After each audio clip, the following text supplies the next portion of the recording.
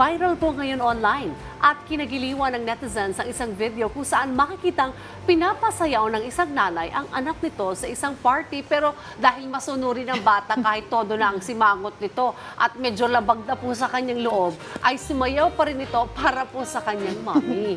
At kaugnay nga rin ito ng pakikisa natin sa nalalapit na selebrasyon ng National Children's Week. Makakasama natin ngayon dito ang nasa viral na video na sina Mommy Regine Julagay at Gian Julagay. Good morning po sa inyo and welcome dito sa Rise and Shine Pilipinas. Good morning! Ang cute ng mother and son. Yung maaari mo bang ikwento sa amin, Mommy Regine, yung nangyari doon sa nag-viral mong video kay Gian, bakit mo ba siya pinapasayaw? Bali po kasi ano yun, stop dance na games.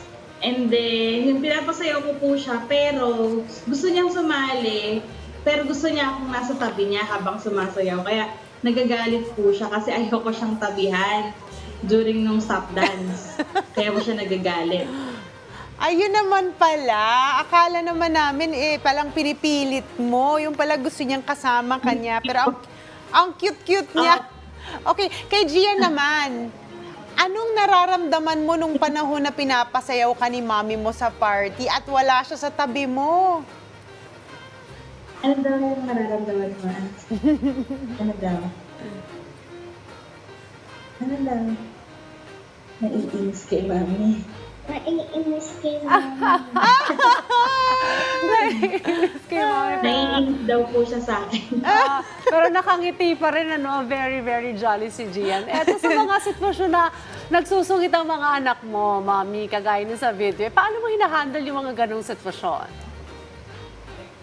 Actually po, nakakainis, pero at the same time, iniisip ko na lang na pag lumaki sila, hindi ko na yun mararanasan sa kanila eh. So, ginagawa ko, ano lang, syempre sa una, maiinis ka, pero later on, marirealize mo na ko, minsan na lang ito mangyayari sa amin. Kaya, hinahayaan ko na lang siya kasi mawawala din naman po yun. Mamaya magiging okay din siya. Kaya, ganun po. Pero Mommy Regine, ako gets ko yan dahil may anak din akong mga more or less kaedad niya eh. Pero okay, ano ba yung mga usual bonding moments ninyo ng mga anak mo? At ilan pa mga anak mo? Dalawa pong boy, isang 9, tsaka isang 5. Si Gian po yung 5. Bunso na si Gian. Parehas pong boy. Ayun. Ayun. Ano yung masasabi mo, maming best moments mo bilang isang nanay? Siguro, para sa akin, yung mabigay ko lang yung mga needs nila. Kahit tapos minsan yung wants, ganun. Siguro yun na yung pinaka-the best para sa akin na mabigay ko yung mga pangangailangan nila. Yun naman talaga bilang magulang yun yung gusto natin na mabigay sa anak natin yung mga kailangan. Siyempre yung mga importante, lalo yung mga importante na kailangan nila. Oh, well, ganun talaga pag nanay, no? Parang sacrifice lagi. But at the same time, syempre, fulfilling naman yan. Okay, Gian, may mensahe ka ba o gusto mong sabihin sa yung mommy? Ano pa daw gusto sabihin kay mami? Opo, Ano daw gusto mong sabihin kay mami? I love you. Oh. Ayun. Ako, nakakapawi ng pagod no, kapag kaganyan ng sinasabi ng iyong anak. Ito, Mommy, ano naman ang mensahe mo para kay Gian?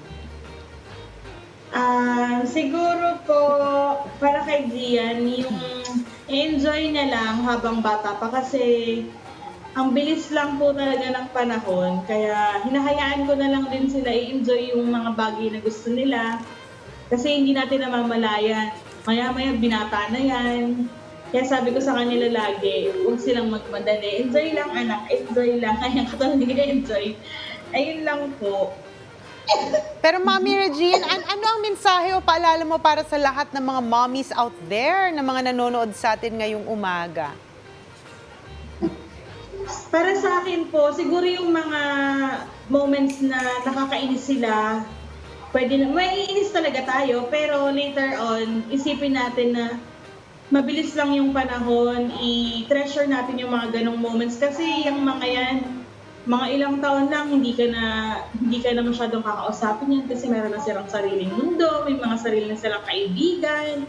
So So habang nandyan sila, i-treasure natin yung mga ganong moments. Kumaga parang mas i-feel natin, mas, alam mo yun, iparamdam natin sa kanila talagang na mahal natin sila, importante sila sa atin. Para kapag lumaki sila, hindi kasi, di ba, yung iba parang pagka lumaki na talagang wala nang paki sa magulang. Kumbaga parang, lalo na yung mga kabataan ngayon na masyado ng, very independent na. So para sa akin, siguro yun nga, yung i-treasure natin yung mga moments na meron tayo ngayon kasama sila. Yun lang po. Well, maraming salamat ha sa pagkikipagkwentuhan sa amin ngayong umaga. Mami Regina Gian, Thank you salamat sa po. pagsama sa amin dito sa RSP. And we hope na talagang mas maging masaya pa ang inyong pagsasama ng iyong anak na kung mahaba-haba pa dahil very young pa at ang laki pa ng potential, no? Correct. Nitong Pero si mabilis Gian. din ang panahon. Kaya tama talaga. Enjoy the moment.